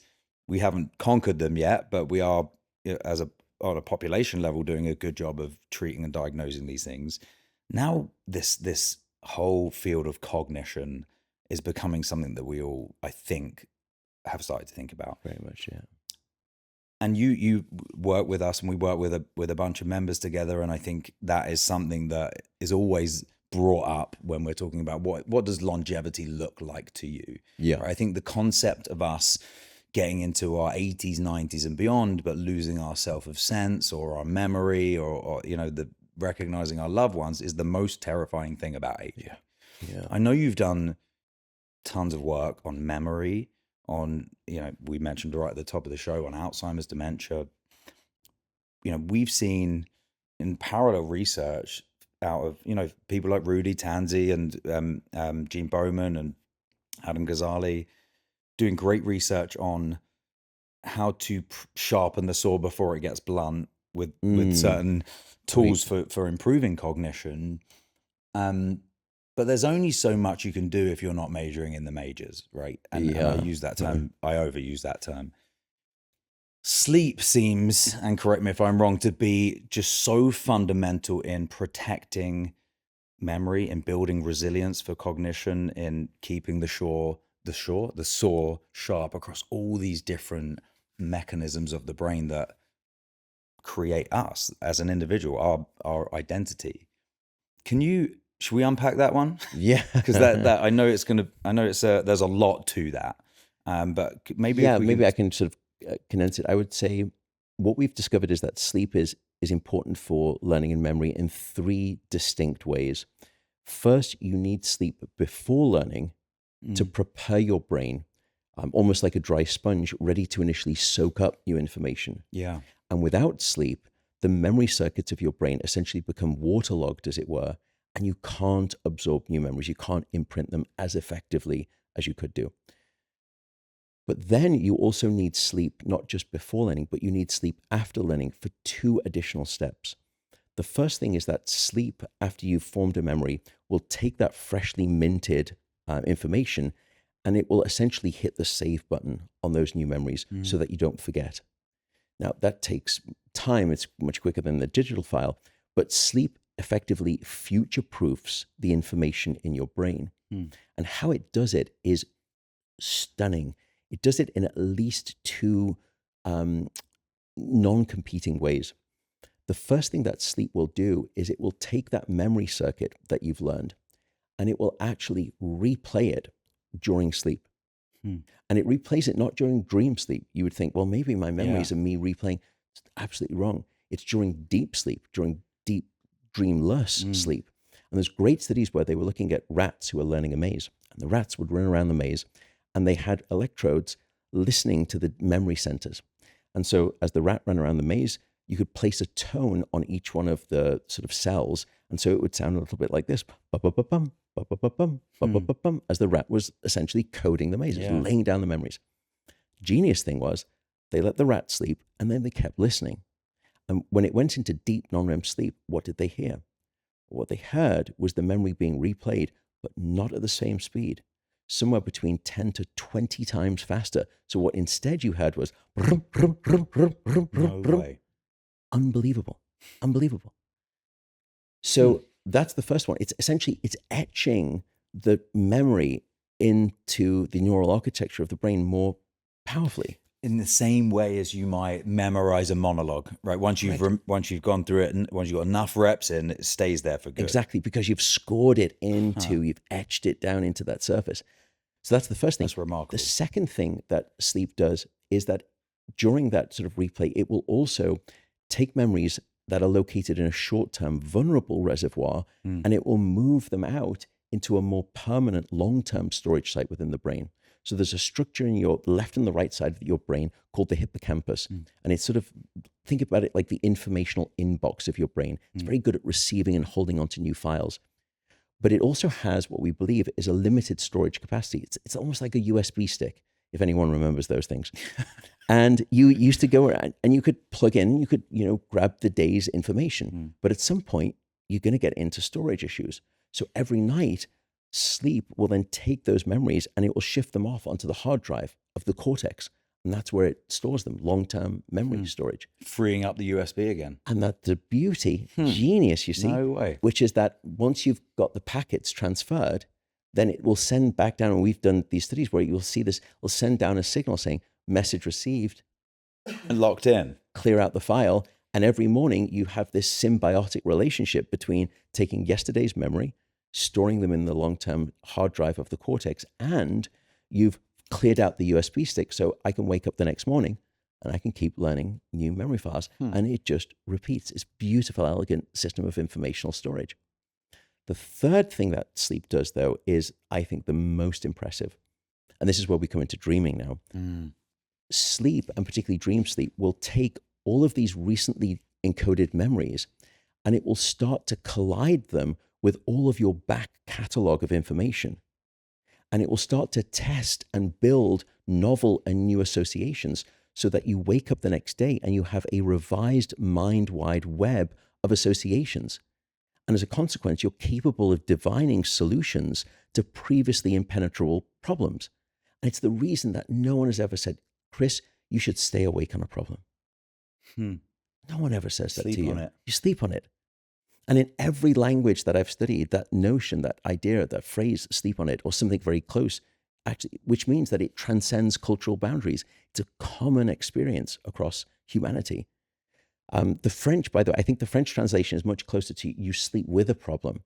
The Brits, where you say you sleep on a problem. The French, you say you sleep with a problem. I think it says so much about the romantic difference between the British and the French, but I digress. That's kind of crazy though, because, and I've never thought about it in that way, but we do we do sleep on problems, Yeah. and we do have a different mindset in the morning. It's radically different. And I thought that would just be a product of time. You've been able to ruminate That's with it great, longer. exactly. And it's not time that is the instigator. It's time with sleep that makes the difference. And we've seen this for textbook memory. We've seen it for skill memory. So athletic performance. Practice does not make perfect. Practice with a night of sleep leads to perfection. And so those are the three sort of distinct ways. And it's that last one that, to me, sort of blows my mind. Can I ask you a question on that, a niche one with the athletes? Yeah. Do you think that then, that repetition of a skill or imagery of, walking through that mental model of a skill in the day would then lead to them memorizing the monologue in the evening, and that would effectively, they're getting more reps in, and that there's some neuromotor coordination upside for doing that, which is why perfect practice makes perfect, sort of thing? And we've done exactly those studies. Really? And it's even more mind-blowing. Not only can we actually see the reactivation of that same motor skill memory during sleep, but you can ask a question, well, so then if I'm better the next morning than the night before, how is sleep making me better? What is it doing? You can imagine that, let's say there's this complex motor repertoire that you have to go through. And you could think of sleep grabbing that sort of motor skill repertoire and just lifting all aspects of the motor skill up. Yeah. Sleep doesn't do that. What we discovered, and we were sort of teaching people almost like learning a piano scale, sort of you type on a keyboard 4-1-3-2-4, 4-1-3-2-4-4. They train over and over again and practice, and they would get better. Come back the next day, and despite the absence of any further practice, they were about 20% faster and about 30% more accurate. But what was interesting is that when you looked at the individual components of the motor sequence, before they slept, people had what we call these problem points in the sequence. And they were different for different people, but it would sound a little bit like this: 4-1-3-2-4, 4-1-3-2-4, 4-1-3-2-4. Sleep didn't just make everything faster or better. Sleep understood where the problem point was in the motor repertoire, and it selectively went in and it improved it. So what you got, which is what you want as an athlete, which is automaticity. And the next day, all you heard was 4-1-3-2-4, 4-1-3-2-4, 4. It was just, it ironed out the creases in the motor skill repertoire. That's crazy. And that's why people were so much better. And people have told me this, the idea that I had for that experiment, I was giving a talk, it was soon after I did my PhD. It was back in the UK. And I was speaking about sleep and just this early work on memory. And this guy came over to me at the end and sort of looked like a learned man. He had this sort of tweed sort of jacket on. I'll never forget it. And he said, "This is amazing, but I'm a pianist and I teach piano. And I know for a fact that sometimes when I'm learning a piece and I'm practicing and I just can't get it, then I come back the next day and I sit down and I can just play." And he said, "Do you think that's sleep?" And I said, no one's done the studies, but I think it's a really fascinating thing. And it could just be that you're tired at night and sort of, and he said, "That's great. Thank me for it," and walked away. And I just stood there. I remember it distinctly thinking, and I can just play. And I thought, that is it. And that led to about a 15-year series of studies where we just dismantled the whole thing and did all sorts of stuff. And I never got the chance to thank him for it. But he was the one who gave me that idea. No way. Yeah. How can we find him? I know. I want to. But so those are the three ways. So sleep before learning, sleep after learning, and sleep after learning for at least 2 different reasons. How elegant. It's so clever in the sense of, it's almost like someone designed it. Yeah. ... And what it tells me is something remarkable about dream sleep, which is that it's one of the 2 functions of why we dream. But this function of saying that the goal of your memory system isn't necessarily just to learn and routinize and just remember every single fact. When I teach students, there's a difference between students one of which is knowledge that they can repeat everything back to me, versus the really good student, which is wisdom, which is knowing what it all means when you fit it together. Yeah. That's the student I want. That's REM sleep. REM sleep, it's almost like group therapy for memories. REM sleep takes in all of this information. Everyone gets a name badge. And dream sleep forces you to speak to the people, not at the front of the room that you think you've got a direct, obvious connection with. It forces you to speak with the people at the back of the room that you think you've got no connection with whatsoever. But when you start having the conversation, you do. It's a very distant, non-obvious connection. But when you start to fuse things together that shouldn't normally go together, but cause a marked advance in evolutionary fitness, that sounds like the biological basis of creativity. That seems to be one of the functions of dream sleep. It's like a Google search gone wrong. Yeah. It's like you type in sort of, wonder health, and the first page, well, actually it's far too exclusive, but you get the idea. But if you go to page 8, it's about a field hockey game in Utah, and you think, hang on a second. But then you read it and you think, I see what they did there. Right. Sort of, Yeah. and you do this in a non-consequential arena of dreaming, where it's a free lunch. And even if you only get one of those hits out of every 10,000, you only need one. It's that moment in sort of 2001 where the ape is, bashing around sort of with the bones, and all of a sudden it realizes that this thing is actually a weapon. Yeah, and all of a yeah, sudden yeah. it's that one of those moments which then changes the evolutionary. Yeah. That's all you need. Dream sleep. Why? Tell me if this is going to be too long to unpack, but why do we have some really delightful dreams, and then sometimes I'll have the weirdest dreams that are like, I'm like, how did my brain ever conceive this conceptually? And then sometimes they're really frightening. We call them nightmares. Like why We do we do. But why? What? And are they serving different functions? Astute point. You can do that episode too if you. When you think, strap yourself down. Well, if you think about it, last night, you and I and everyone listening, you all became flagrantly psychotic. Because last night, when you slept and you went into dream sleep, you started to see things which were not there, so you were hallucinating. You believed things that couldn't possibly be true, so you're delusional. You became confused about time, place, and person, so you're suffering from disorientation. You had wildly fluctuating emotions, something that psychiatrists call being affectively labile. And then how wonderful, you woke up this morning and you forgot most, if not all, of that dream experience, so you're suffering from amnesia. Yeah. If you were to experience any one of those 5 whilst you're awake, you would be seeking psychological intervention. But for reasons that we're now only starting to understand, it's a normal biological and psychological process. So why are our dreams the way that they are? Well, when we put people inside of a brain scanner and we let them sleep and go into dream sleep, some parts of the brain are up to 30% more active than when you're awake, number one. Number two, emotional and memory centers light up, visual centers light up, the motoric centers of the brain light up. Lots. I mean, it's like a Christmas tree, except your prefrontal cortex, which is the part of the brain right at the front, directly above your eyes. The prefrontal cortex is the thing that makes us most human. It's the most evolved part of our brain. And that part of the brain, we think of it almost like the CEO of the brain. It's very good at making high-level, top-down executive decisions and controlling processes. That part of the brain takes a nosedive, like a dart into the ground.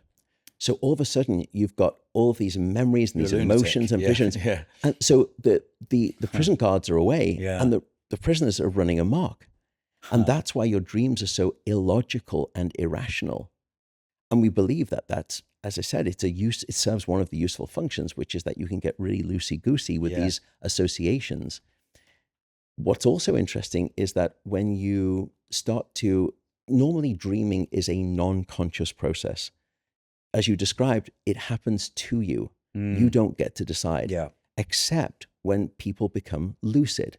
It's what we call lucid dreaming. And one of the hypotheses, and the data is mixed, is that this part of the brain, the prefrontal cortex, that's about volitional control. I decide what happens. I decide to lift the glass. I decide to make that choice. That part of the brain, as I said, goes offline during dreaming. So no wonder it's illogical, irrational, and non-volitional. There's no adults in the room. There's Yeah. none. Yeah. It's you're just basically like a Yeah. 2-year-old Yeah. at that point from a brain maturation Yeah. perspective. However, when people start to gain lucid control, there is some evidence that that prefrontal cortex starts to come back online, Interesting. and you get to decide what it is that you're dreaming, and that's in part of the definition of lucid dreaming. But to come back to your question, there's nothing necessarily mechanistically different that we see from a gross brain activity perspective regarding sort of emotionally challenging dreams versus just standard dreams. And I would say that nightmares, for the most part, seem to be a normal part of the dreaming process. Right. We do know, I told you that one of the functions of dreaming is this memory association. The second function of dreaming is overnight therapy. Dreaming is emotional first aid. And what's stunning is that there's a chemical inside of your brain called noradrenaline. And you've heard of the sister chemical in the body. It's called adrenaline, but upstairs in the brain, it's noradrenaline.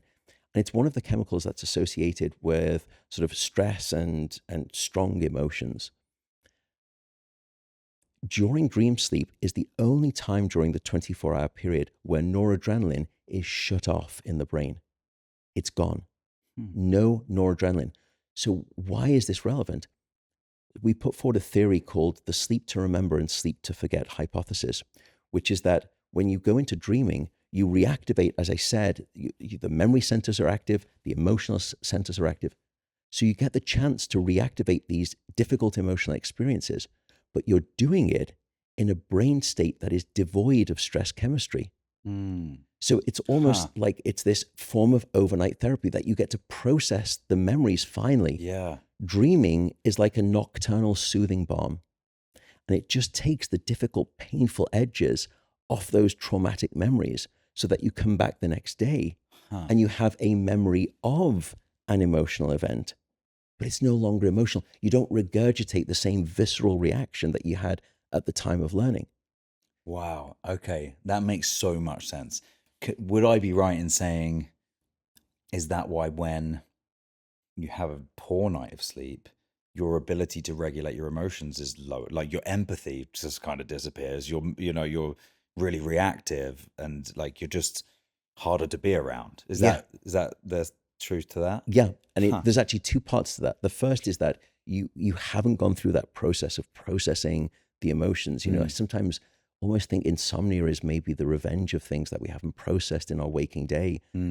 But there's another part, which is that when we go into sleep at night, we essentially give your prefrontal cortex the chance to reboot, and it reconnects, because one of the things that your prefrontal cortex is designed and literally designed to do is that it connects to your deep emotional centers, particularly an area called the amygdala. And the amygdala is the centerpiece region for the generation of strong emotional reactions.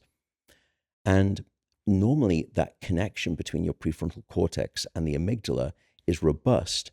And that's why we all, for the most part, have the ability to regulate our emotions. That's why children don't, because they don't have a fully developed prefrontal cortex. So think of your prefrontal cortex like the brakes and your amygdala like the accelerator pedal. And normally with a night of sleep, you restore that functional connection between those two areas. But without a night of sleep, when we did the study, we put people back inside of the scanner, that connection has been severed. And as a consequence, you're all emotional gas pedal and too little regulatory control brake, as it were. And that's why it's sort of the, I just snapped, ... That is a night of insufficient sleep. That explains so much. Matt, you're so good at explaining complex science in a way I don't that people know. can understand. I'm so low IQ. I have no You're ability really not. I mean, other I think than, it's to brilliant explain, on so many levels. Let's see if you can do it in a quick fire fashion. Oh, I love this. Okay. No, rapid look, fire. I want to be respectful of your time, and I genuinely could ask 1,000 more questions about this, but I know how busy you are. Tell me one thing that your peers in your field might disagree with that you believe. That sleep evolved. Really? Why do we assume that? I have a different opinion. I think sleep was the default state and wakefulness evolved. Wait. Let me unpack that for a sec. No, I'm not going to unpack that. Wow, okay. I can cut this bit of me marinating on it, but that is actually okay, kind of profound. Okay, one thing that you used to like vehemently believe, which you now don't. I've probably done it already, which is that coffee was the villain, au contraire, to a degree. What do you think is the most overrated longevity hack that you're seeing online right now? Can be outside of your field. I just think supplements in general, not to say that some supplements aren't good. I think supplements can be fantastic, but I think we overemphasize. I mean, melatonin is a great demonstration of this. Just to be very brief, it took George Lucas, I think, 30 years to amass $4 billion in profit with the Star Wars franchise. It took Ambien 21 months to accomplish that. In other words, pharmaceutical companies know that there is big money in sleep pharmacology. If there was some Shangri-La of all wonderful resplendent sleep that sat in a bottle of supplements, don't you think that they would have been on it decades ago and making money from it? What does that tell you about how effective supplements probably are? We can, for your reference, take that statement and apply it across every aspect of these major principles. You know, I think it would be great. You've done such a good job of giving people just the hard truth of stop stepping over dollars and picking up pennies.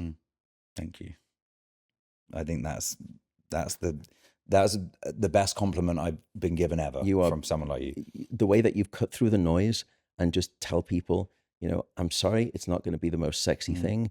It's not going to garner the most hits, but trust me, if you do these, talking about the elemental, fundamental things, they're not sexy, but they've got mileage in them all day, every day. And I think, to your point, if we discover some kind of sleep mimetic or exercise mimetic or anything along those lines, we would be the first people talking about them. Yeah, absolutely. I'd embrace it. Yeah, I'd take it. Take it. Yeah. What do you think the most underrated tool is? And I'm going to say here, Matt, you can't say sleep. Pro-social behavior. Just getting out and being with people. I would say 90% of our scientists have given that same answer. Really? Yeah. I knew I was desperately vanilla. So medium right now. I'm very shallow, but I have a very deep surface. Well, look, I think that just speaks to how important it is, and potentially how we're seeing less of it with this, you know, just crazy amount of tools and technology that are now removing some of that in real life thing. Yeah. What would you, going back to the first day of your career, if you knew everything that you know now about optimizing for sleep, but also for health in general, how would you approach your own health differently? I would double down on consistency, and I would stop leaning into every fad that I saw. And I would try to shy away from some guy who's clearly jacked on steroids in a sauna who's shouting at me. I feel like we're unpacking some trauma there. Good answer. Okay. What's one unanswered question in sleep science that you would love to answer? Can I zip file sleep? Mm. Can I compress 8 down into 4 and get away with it? Because I've tried as best I can to raise awareness about sleep. But again, that genie is out the bottle, and I think I'll always be fighting the battle.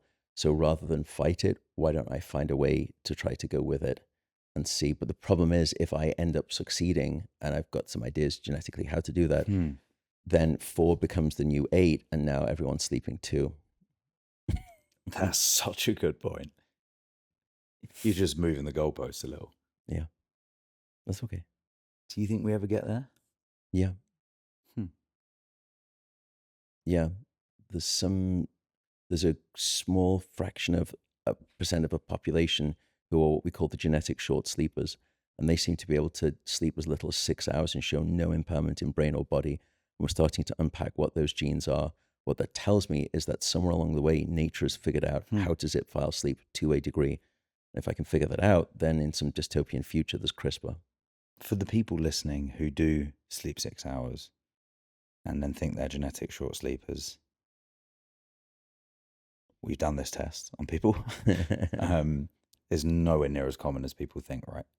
You're statistically more likely to be struck by lightning in your lifetime than you are to be a genetic short sleeper, just for context. Okay. I think it's it's about, depending on the gene, about 0.004% of the population. Wow, is whereas that it's right? 0.006 to be struck by lightning.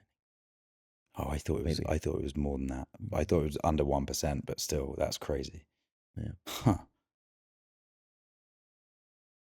Again, we don't want to go down a rabbit hole, but there are people that do get away with sleeping less that just haven't paid the piper yet, right? It's the To some equivalent of degree. people saying, look, my uncle smoked 2 packs of cigarettes a day and he lived until he was 95 and he, passed away in his sleep, peacefully. Does that mean that smoking is okay? Yeah. And by the way, I mean, you got to be careful with the numbers. First thing I would say is that 7/6 of the population don't understand fractions. And then the second thing I would say is that the number of people who can survive on less than 6 hours of sleep without showing any impairment in their brain or their body, rounded to a whole number and expressed as a percent of the population, is 0. That's a clip right there. Okay, so there's a lot of people listening. I hope there's a lot of people listening by now. Unless you've lost the will to live, which is very common when I'm speaking. So I'm so sorry. They're still going. Who will be listening with both aging parents and young children. I think, we would all love to have had our parents have access to the tools, the technology, the knowledge that we have access to now about how to live a long and healthy life. We know that the risk factor for all of these common diseases that we succumb to typically, including physical and cognitive decline, the biggest risk factor is age. Age, yeah. What advice would you give the listeners or the parents themselves, but the listeners to take to their parents to make this a compelling case that they should still be, trying to carve out urgency and time for some of these fundamentals? I would say it is never too late to start sleeping better. And I'm not trying to be Pollyanna or, rah, rah, rah. There's a great study from UCSF, and they looked at people in their 50s who had undiagnosed sleep apnea. And they gave them a treatment, which is something called a CPAP machine, yeah. for to help them breathe better at night. And about 50% of the people complied to the treatment and about 50% didn't. And they tracked them over decades. What they found was that those people who complied to the treatment staved off the onslaught of Alzheimer's disease by somewhere between 12 to 15 years relative to the group that didn't. Wow. That's a causal manipulation that if in later stages of life, if I manipulate sleep and get you sleeping better, it has a measurable impact on your dementia mortality. It's never too late to start sleeping better. Love that. Matt, last question. I don't know why I asked this question, because it might actually just be a reason that people then fast forward to the end. If people were tuning in for the last 60 seconds of this episode, what would be the 3 highest level takeaways you'd want them to go in action right now? It's the belief, which is the following. Sleep is not an optional lifestyle luxury. Sleep is a non-negotiable biological necessity. It is your life support system. I mean, it's nature's... It's not a hack. It's not a hack. Yeah. It's nature's best effort yet at immortality. Think of sleep like the Swiss Army knife of health. It is your elixir of life. Okay, I need to say something to you before you finish, because I think it should be said. You are one of the good guys, the great scientists that bridge this gap between being an incredible academic and someone who can translate it and has a platform to translate that. And I think you are one of the rarities, the exceptions that bridge that gap. Oh, thank you. And I think that much. should be said always, that like there are people that are great and compelling and can deliver a message well, but that message is not always based in actual science and academia in its entirety. And I don't think there's any overreaching ever. I think it's always just fascinating and well structured and well delivered. And I love it. Matt, you've also got a great podcast as well, by the way. Thank you. One of the best books written ever on sleep. Actually the best TED Talk of all time. I don't know. And really, truly, 45 million views. Like, I mean, if you haven't watched the TED Talk and you haven't read the book and you haven't listened to the podcast, you should. Okay. Thank you for coming in. It's a pleasure and a privilege to work with you. Long may it continue. Likewise, you are such a gift as well, and your ability to communicate, the stance that you've taken in this modern era is arguably the most unpopular. And yet here you are standing and succeeding. And I think the only way that you can do that is not just with an authoritative mind, but with integrity. Because just as you were describing that, the space of longevity and wellness, and I don't mean to be dismissive, can sometimes be a bit of a minefield where there are some non-good actors. And the way that you have changed the tidal movement of what has been, I think, misled rhetoric at best and malintent at worst is such a service to society. Do not stop doing what you are doing. It absolutely is. I mean, talk about non-negotiables and necessity. And this is consequential. This is years of people's lives that you're changing. You're going to give people, through your discussions, through the practice of what you do at Wonder Health, but also just the message, years of healthy lives of healthy life, I should say, to people. That's worth fighting for. That's worth getting up for, and occasionally having a rough night of sleep for. So thank you for what you do. Every night. Truly, thank you. But truly, you are an absolute gift. You're a gem. So thank you. That's such an honor to hear.